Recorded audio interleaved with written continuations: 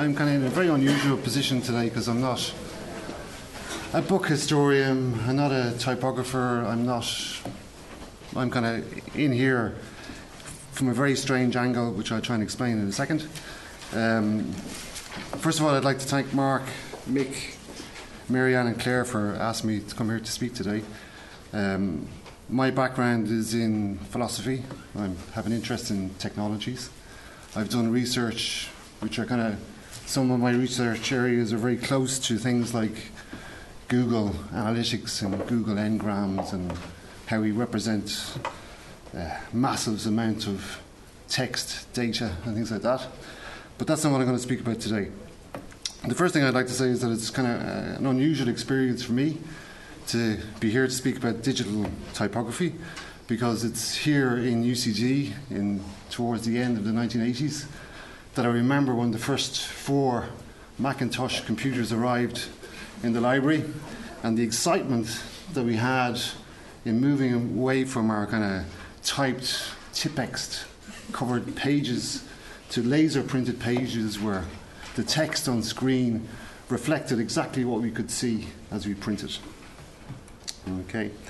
But what I'm going to try and do in this short presentation is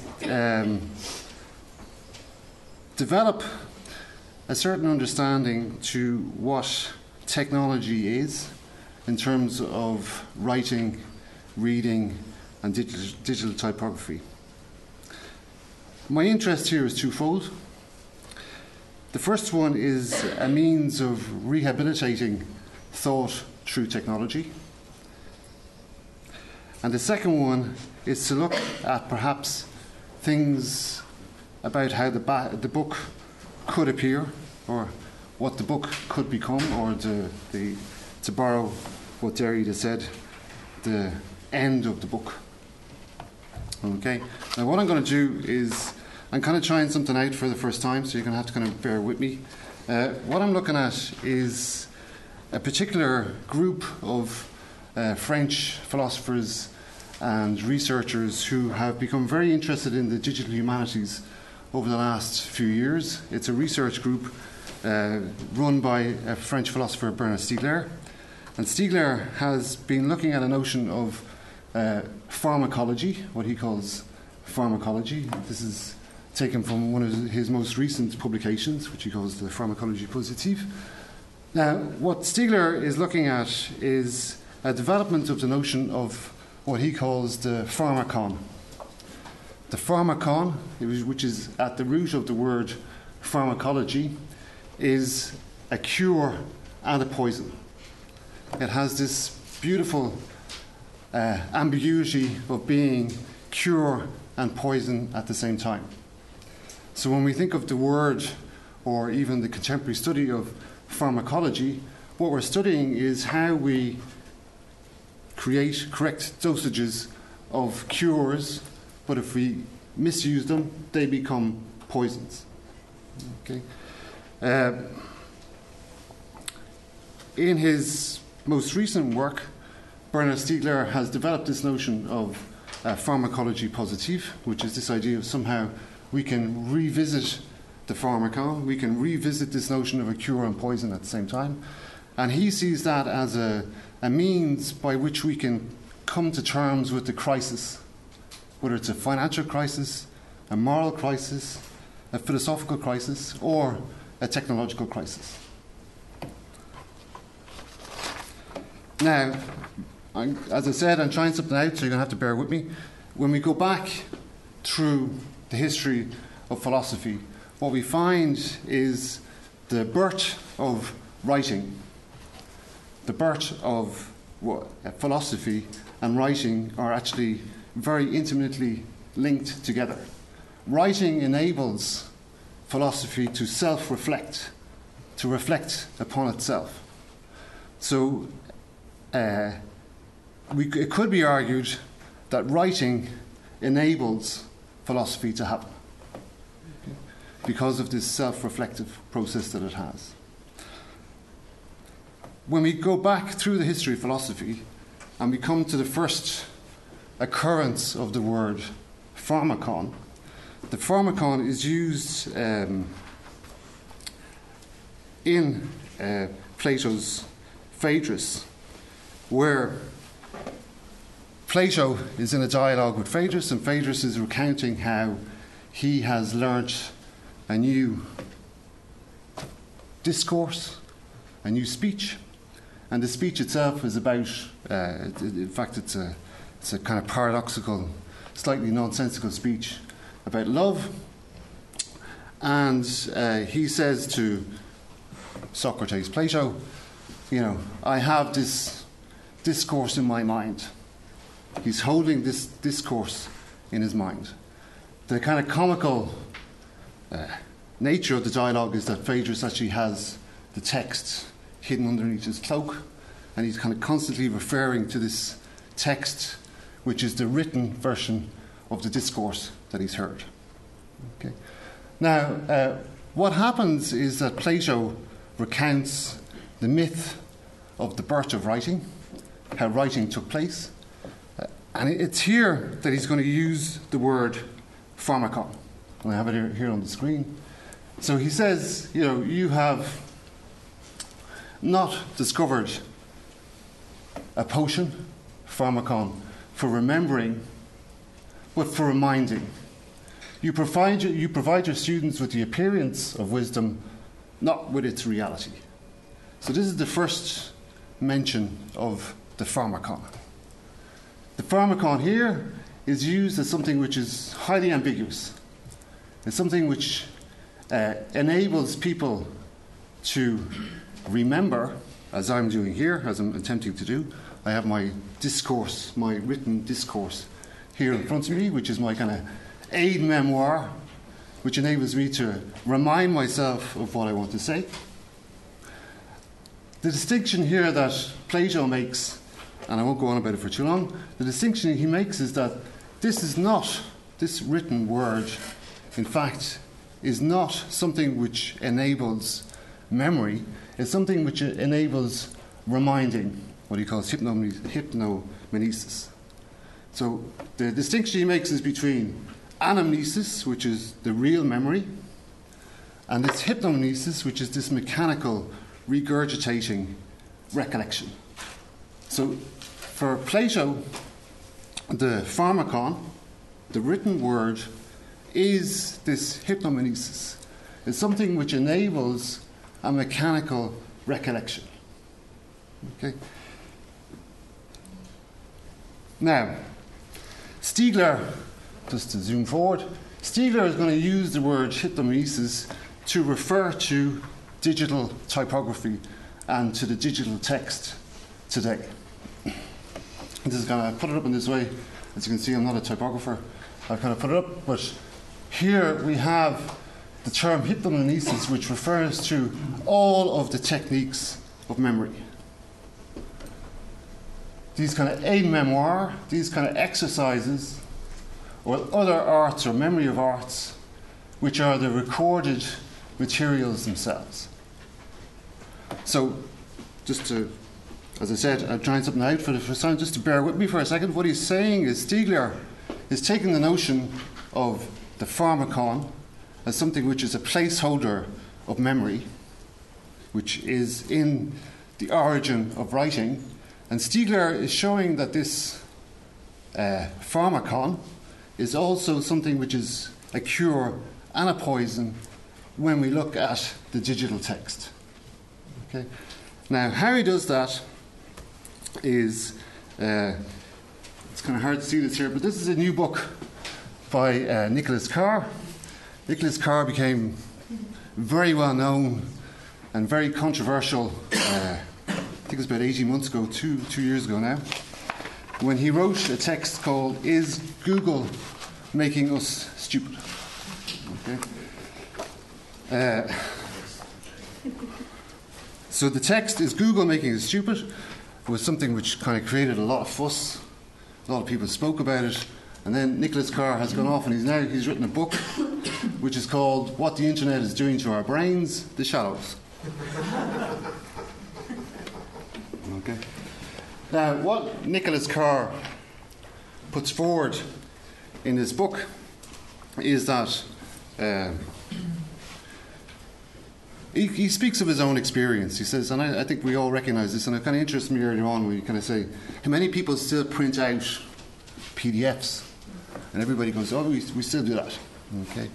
How many people have really read a full book on a Kindle reader or on an iPad or on so what Nicholas Carr is exploring here is that from his own personal experience, what he found was that yes, we are reading more and more. We're reading more and more online. So this idea of the death of the book that Jacques Derrida announced in 1967 in a text called The Death of the Book, what we're finding is that it's not really the death of the book, it's an explosion of the reader. That we're reading more and more. We're reading more and more online. Now, what Nicholas Carr points out, and he's not the only person to do this, we also have another member of that research group in France, Art Industrialis, Alain Giffard. What Nicholas Carr points out and what Alain Giffard points out is that the type of reading that we're doing, the digital reading that we're doing, is very different. It's a very different type of reading. And what Nicholas Carr points out is that this leads to a type of surface reading. I'm going to try and explain this. There's Alain Giffard, who wrote a very interesting report for the French Ministry of Education last year, 2 years ago. What he points out is that there are two types of screen reading. The first type of screen reading is kind of a screen reading for information. You know, you're checking that your credit card details are the credit card details that you want on screen. Okay? And the second type of reading is a reading which is a more profound reading. The research that has been done, and this is all this is not from me, this is from Nicholas Carr and Alain Giffard. What we know from cognitive psychology is that people who are reading digitally actually have an experience of something which is called digital overflow or cognitive overflow or cognitive overload. Cognitive overload is a very simple idea. It's that we are able to do one task at a time, and when we have multiple cognitive demands, we suffer a type of hyper attention as a hyper inattention or a loss of concentration. So this has been well documented in cognitive psychology that the links or hyperlinks on the web page act as a point of distraction within distraction. As I think Hilary pointed out, I thought it was really interesting on the wasteland, was we are constantly distracted by things which are outside of the task that we're asked to do. Whether it's email, etc., etc., etc. So what Nicholas Carr points out and what Alain Giffard points out is that this distraction within the distraction leads to a cognitive overload where we're not able to get that kind of profound reading experience. And we know from St. Augustine, it's a very well-known fact, the link between reading and meditation is this idea of kind of prelexio, a pre-reading, where I scan the text as a pre-reading exercise, and as I read, Augustine points it out quite well, is I have this kind of inner eye or interior eye which enables reflection to take place. So what Alain Giffard talks about is this kind of glance away from the text. So with a physical book, I can glance away from the text, discover this inner eye, this inner eye of meditation, and then come back to the book and find my place within the text. So that process of reflection. Now, try and keep this simple. So what this group in France and Nicholas Carr are talking about is that we have more and more surface reading. We have a cognitive overload that takes place through digital reading, and this leads to a more surface reading of the text. So the relationship between the Pharmacon, as I started out with, that somehow the Pharmacon, which is a cure and poison at the same time. So the digital text has enabled fantastic things to happen. I mean, when we look at the history of digital typography, if you look at Donald Knuth from the 1960s, we have two huge pillars in the creation of digital texts. We have the invention of analytics around Unicodes and ASCII, and then we have digital typography, which comes and puts a new layer on top of that, which enables us to have things like the Jerry Dex, which is this fantastic thing which I found a few months ago. This is a Derrida index. So you can put in the word Pharmacon into the Jerry Dex, and you have all of the citations of where the word Pharmacon was used within Jacques Derrida's texts.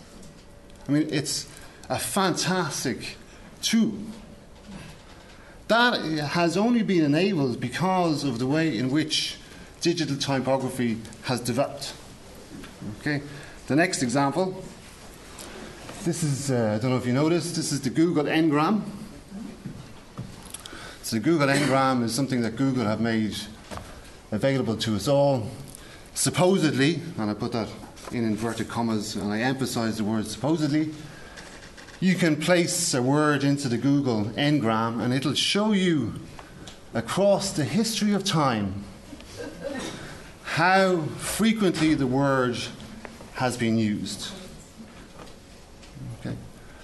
Now, the question that I would ask, and I'm not the only one to ask this, is that when we come to use things like Google, what we need to remember is like we need, again, this is like a Pharmacon, again, we need to understand in one way that this is acting as a reader on our behalf.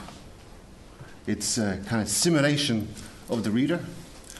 Secondly, we need to understand a little bit about what's on the web and what's not on the web. Okay? And thirdly, I would suggest that it's, of interest to us all to find out a little bit more about actually how Google works. Okay? Because what we know is that Google does not have everything on the web. This Ngram is actually searching Google books. Not everything has been digitized, not everything is available on the web. And secondly, from, as I said, from my own kind of parallel research universe, there's some very interesting things around how that Google algorithm actually works. Things which are included, things which are excluded, etc., etc., etc. Okay. So, I suppose to conclude, the point that I'd like to make is that, yes, digital typography can act as this type of Pharmacon, this positive pharmacology which Bernard Stiegler is speaking about. What he means by that is that if we can come to a better understanding of how this technology works, we can use this technology itself to rehabilitate the way in which we think about, the crisis, for example, that we're in, or the future of the book. And I've run out of time, so I'm sorry. That's it.